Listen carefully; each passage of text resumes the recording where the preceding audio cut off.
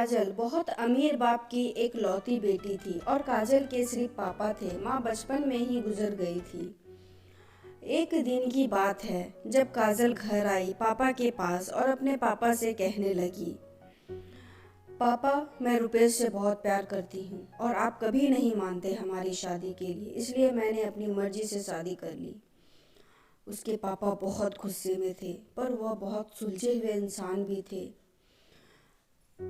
उन्होंने बस अपनी बेटी से इतना ही कहा, मेरे घर से निकल जाओ। बेटी ने कहा, अभी मेरे पति के पास कोई काम नहीं है, हमें कुछ दिनों के लिए रहने दीजिए, जैसे ही कोई काम मिलता है हम चले जाएंगे। पर उसके पापा ने एक नहीं सुनी और उसे घर से जाने को कह दिया। कुछ साल बीत गए। अब काजल के पापा नहीं रहे और दुर्भाग्य से जिस लड़के से काजल ने शादी की थी वह भी उसे धोखा देकर भाग गया। काजल की एक लड़की और लड़का था। काजल खुद का एक रेस्टोरेंट चला रही थी जिससे उसका और बच्चों का जीवन यापन हो रहा था। काजल को जब यह खबर हुई कि उसके पापा नहीं रहे तो उसने मन ही मन सोचा, अच्छा हुआ मुझे घर से निकाला था ना, दर दर की ठोकरें खाने के लिए छोड़ दिया था। मेरे पति के छोड़ने पर भी मुझे घर नहीं बुलाया, मैं नहीं जाऊंगी उनकी अंतिम यात्रा में। पर उसके दादाजी ने कहा कि काजल, क्या है ये, जाने वाला शख्स तो चला गया, अब उनसे नाराजगी कैसी। काजल ने पहले हाँ ना किया, फिर सोचा मुझे जाना चाहिए और आधे मन से जाती है। काजल जब अपने पापा के घर आई तो सब उनकी अंतिम यात्रा की तैयारी कर रहे थे, पर काजल को उनके मरने का कोई दुख नहीं था। बस अब अपने दादाजी के कहने पर आई थी। अब काजल के पापा की अंतिम यात्रा शुरू हुई। सब रो रहे थे पर काजल दूर खड़ी देख रही थी। जैसे तैसे सब कार्यक्रम निपट गए। आज काजल के पापा का 13वीं था। उसके दादाजी आए और काजल के हाथों में एक खत देते हुए उन्होंने काजल से कहा, यह तुम्हारे पापा ने तुम्हें दिया है, हो सके तो इसे एक बार जरूर पढ़ लेना। रात हो चुकी थी और सारे लोग जा चुके थे। काजल ने वह खत निकाला और पढ़ने लगी। उस खत में सबसे पहले लिखा था, मेरी रानी बिटिया, मुझे मालूम है कि तुम मुझसे नाराज हो, पर अपने पापा को माफ़ कर देना। मैं जानता हूँ तुम्हें मैंने घर से निकाल दिया था, तुम्हारे पास रहने की जगह नहीं थी, तुम दर दर की ठोकरें खा रही थी, पर मैं भी दुखी था, तुम्हें कैसे बताऊँ। याद है तुम्हें जब तुम 5 साल की थी तब तुम्हारी माँ हमें छोड़कर चली गई थी, तब तुम कितना रोती थी, मेरे बिना सोती तक नहीं थी, रातों को उठकर रोती थी, तब मैं भी सारी रात तुम्हारे साथ जागता था। तुम जब स्कूल जाने से डरती थी तब मैं भी सारा वक्त स्कूल की खिड़की पर खड़ा होता था और जैसे ही तुम स्कूल से बाहर आती थी तुम्हें सीने से लगा लेता था। वह कच्चा पक्का खाना याद है जो तुम्हें पसंद नहीं आता था, मैं उसे फेंक कर फिर से तुम्हारे लिए खाना बनाता था ताकि तुम भूखी ना रहो। याद है तुम्हें जब बुखार आता था तो मैं सारा दिन तुम्हारे पास बैठा रहता था, मन ही मन रोता था पर तुम्हें हंसाता था ताकि तुम ना रो, वरना मैं भी रो पड़ता। वो तुम्हारी पहली बार हाई स्कूल की परीक्षा, तुम रात भर पढ़ती थी और मैं सारी रात तुम्हें चाय बनाकर देता था। याद है तुम्हें तुम्हारी पहली जीन्स और छोटे कपड़े, वह गाड़ी, सारी कॉलोनी के लोग एक तरफ थे कि ये सब नहीं चलेगा, लड़की छोटे कपड़े नहीं पहनेगी, पर मैं तुम्हारे साथ खड़ा था, किसी को तुम्हारे खुशी में बाधा नहीं बनने दिया। पर एक दिन तुम ऐसी लड़की से शादी कर आई, वो भी उस लड़के से जिसके बारे में तुम्हें कुछ भी पता नहीं था। तुम्हारा पापा हूँ, मैंने उस लड़के के बारे में सब पता किया।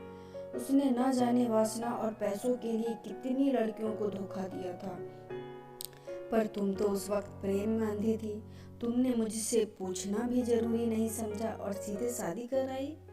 मेरे कितने अरमान थे कि तुम्हें डोली में बैठाऊं, चांद सितारों की तरह तुम्हें सजाऊं, ऐसी धूमधाम से शादी करूं कि लोग देखते ही रह जाएं, पर तुमने मेरे सारे ख्वाब तोड़ दिए। खैर, इन सब बातों का अब कोई मतलब नहीं है। मैंने तो तुम्हारे लिए खत इसलिए छोड़ा कि तुमसे कुछ बात कह सकूं। मेरी रानी बिटिया, अलमीरा में तुम्हारी माँ के गहने और मैंने जो तुम्हारी शादी के लिए गहने खरीदे थे वह सब रखे हैं। 3-4 घर और कुछ जमीनें हैं, मैंने सब तुम्हारे और तुम्हारे बच्चों के नाम कर दिया है। कुछ पैसे भी बैंक में हैं जो तुम निकाल लेना बैंक जाके। और आखिर में बस इतना ही कहूँगा कि अब किसी की बातों में मत आना। मेरी बिटिया रानी, काश तुमने मुझे समझा होता। मैं तुम्हारा दुश्मन नहीं था, तुम्हारा पापा था। वह पापा जिसने तुम्हारी माँ के मरने के बाद भी दूसरी शादी नहीं की ताकि तुम्हें दूसरी माँ से कोई कष्ट ना हो, इसलिए खुद की ख्वाहिशों को मार दिया। अंत में बस इतना ही कहूँगा मेरी रानी बिटिया, जिस दिन तुम शादी के जोड़े में घर आई थी ना, तुम्हारा बाप पहली बार टूटा था। इसलिए नहीं कि समाज, जात, परिवार, रिश्तेदार क्या कहेंगे, बल्कि इसलिए कि जो मेरी नन्ही सी बिटिया रानी सुसु तक करने के लिए सारी रात मुझे उठाती थी, पर शादी का फैसला लेते वक्त मुझे एक बार बताना भी जरूरी नहीं समझा।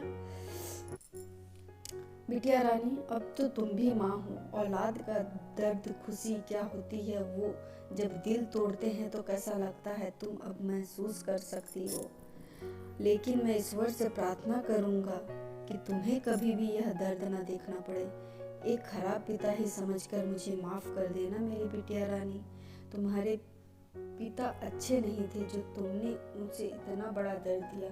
खत यहीं समाप्त करता हूँ, हो सके तो मुझे माफ़ कर देना। और खत के साथ एक ड्राइंग लगी हुई थी जो खुद बचपन में काजल ने बनाई थी, और उसमें लिखा था, आई लव यू पापा।